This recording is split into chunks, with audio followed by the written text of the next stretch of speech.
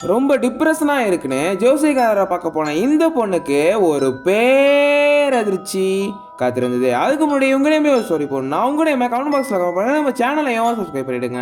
ஸ்ரீமதி அப்படிங்கிற பொண்ணு ஃபினான்ஷியலா ரொம்ப கஷ்டப்படுறா. கஷ்டப்பட்டு வேலை பார்த்தாலும் அதுக்கான சம்பளம் கிடைக்குதா அப்படின்னு கேட்டிங்கன்னா அது கேள்விக்குறிதான்.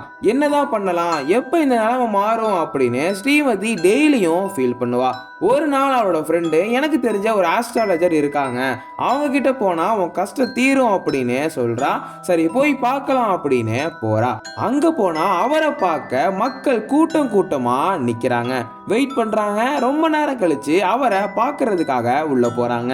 அப்படி போன அவங்களுக்கு ஒரு பேரதிர்ச்சி காத்திருந்தது. என்னன்னா ஃப்ரெண்டு சொன்ன அந்த ஆஸ்ட்ராலஜர் வேற யாரும் இல்ல, ஸ்ரீமதியை லவ் பண்ணி பிரேக்கப் பண்ண அவளோட எக்ஸ் லவ்.